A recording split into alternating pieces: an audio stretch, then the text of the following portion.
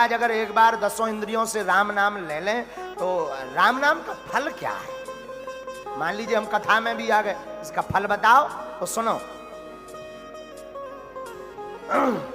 एक अमीर आदमी का बालक, सेठ तो बड़े धर्मात्मा थे, नाम था उनका टिल्लू गुरु। उनका बालक बड़ा धर्मात्मा, लेकिन ऐसा उचट्टा लगा तो छोटा वाला बालक एकदम उल्टा। बाप बेटा दोनों धर्मात्मा, पर छोटा वाला बालक एकदम अधर्मी, कभी भगवान का नाम नहीं लेता। सत्संग जाओ, है ना, हम नहीं जाएंगे। कौन सत्संग में जाए? भगवान कौन समय बर्बाद करे? 3 घंटा बर्बाद करना, कोई भक्ति नहीं, कोई पूजा पाठ नहीं। तो सेठ जी बड़े परेशान, एक दिन अपने गुरुदेव से कहा, गुरु जी हमारा बालक बड़ा खतरनाक है, भगवान का भजन नहीं करता, जाप ताप नहीं करता, बड़े परेशान है, कोई उपाय बताओ। तो संत जी ने कहा कि एक काम करना, तो एक बार ले आओ, बाकी हम बुलाते रहें, एक बार में काम हो जाएगा। ठीक है, जबरदस्ती हाथ पांव बांध करके ले आए। महाराज बड़ी मुश्किल से आया है, दोबारा तो आने वाला नहीं, लट ठोर मारेगा, जो करना हो एक ही बार में मंत्र फूंको। तो महात्मा जी ने कहा, बेटा बोलो सीताराम। वो बोला क्यों बोले? महात्मा बोले ना बोलने से क्या होगा? बोले बोलने से क्या होगा? महात्मा बोले बोलो तो फिर बताएंगे क्या होगा। कुछ होगा पक्का? पक्का। बोले लो सीताराम बोल दिया, अब बताओ क्या हुआ? महात्मा बोले अभी कुछ नहीं पता लगेगा, जब तुम मर जाओगे तब पता लगेगा। बालक भी बोला अच्छे पागल है, मरने के बाद कौन देखने आया, और भाग गया। देव योग का विषय, कालांतर में वो बालक मर गया। सत्य घटना बता रहे हैं हम आपको, ध्यान से सुनना। जो कहते भगवान सीताराम कहने से क्या होता, एक बार उसने अपनी जिंदगी में केवल सीताराम कहा और मर गया। जब मरा उसे की विवेक जागृति तो थी ही।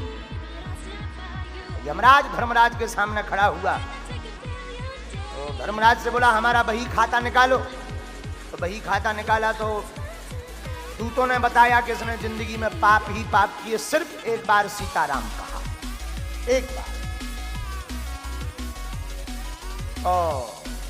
धर्मराज ने कहा बताओ क्या चाहते हो? तो बालक ने, उस सेठ के बालक ने हाथ जोड़कर कहा कि हमने जिंदगी भर पाप किए तो नरक तो मिल नहीं है, लेकिन सीताराम का जो फल मिलता हो, हमने एक बार तो कहा है, वो फल दे दिया जाए।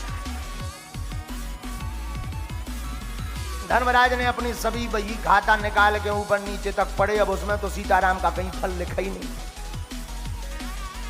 धर्मराज बोले यार भाई हमें पता नहीं है। बोले तो फिर ऐसे तो हम नरक जाने वाले नहीं हैं, तुम सब हमारा हिसाब किताब गड़बड़ कर दोगे, घोटाला में चले जाओ, घोटाला कर दोगे। तो पहले तो सीताराम का फल बताओ कि एक बार सीताराम कहा उसका फल। तो वो व्यक्ति खड़ा था धर्मराज के सामने, बोले हमने जिंदगी भर पाप किया, एक बार सीताराम का उसका फल निकालो, जो कसूर निकालो। तो धर्मराज जी बोले भाई इसका फल तो हमें भी पता नहीं। तो लड़का बोला जहां ले चलो, जिसके पास पता हो ले चलो। ब्रह्मा जी लोग गए ब्रह्मा जी के पास। अब लड़का पालकी पे बैठा रहे, दूध ले जा रहे। ब्रह्मा जी बोले कैसे आए? अरे बोले एक नई आफत आ गई। ब्रह्मा जी बोले कौन सी आफत? अरे बोले जी भाई साहब ने जिंदगी भर पाप करो, एक बार सीताराम बोलो। अब इनका कहना है कि जो सीताराम हमने एक बार तो बोला है उसका फल पहले दो। अब हिसाब किताब में जो नहीं नजर आ रहा हो कि फल का दे देंगे। अब एक बार का फल क्या हुआ? ब्रह्मा जी बोले इसका तो हमें भी नहीं है पता। कहा किसको पता होगा? बोले शंकर जी जिस दिन रात जाप करा था, उन लो चलो। ब्रह्मा जी बोले इंटरेस्टेड केस, हम भी चलेंगे, अच्छा केस। ब्रह्मा जी भी साथ साथ हो लिए शंकर जी के पास गए, भोले बाबा महादेव। शंकर जी बोले खुश रहो। ब्रह्मा जी, शंकर जी बोले कैसे ब्रह्मा जी? 4 मोले कहाँ घूम रहे? ब्रह्मा जी बोले एक आफत आई। क्या? ये बालक है जीवात्मा, इसने जिंदगी भर पाप किए, एक बार सीताराम बोला है। अब इसका दावा है कि हमें जो सीताराम हमने एक बार बोला उसका फल दो। पहले क्या फल है वो निकाल के बताओ। पाप का तो नरक भोगने को तैयार है। शंकर जी बोले भाई इस नाम का फल तो जिनका नाम है वही बता सकते। लड़का बोला सुनो यहां से वापस मत ले जाना, जहां जा मिलना हो वहां ले चलो। उत्तर तो चाहिए हमें।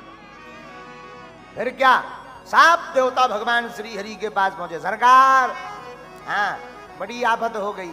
क्या, ये बालक है, इसने जिंदगी में सिर्फ एक बार सीताराम कहा और जिंदगी भर पाप करता रहा, लेकिन एक बार तो सीताराम बोला है। अब ये फल मांग रहा है कि फल बताओ।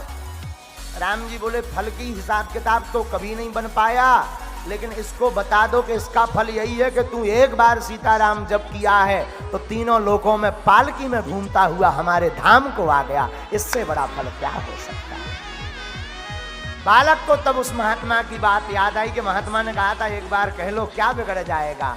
अब आज समझ में आया कि शायद जिंदगी भर सीताराम हृदय से कहा होता तो स्वयं राम जी हमें अपने लिवाने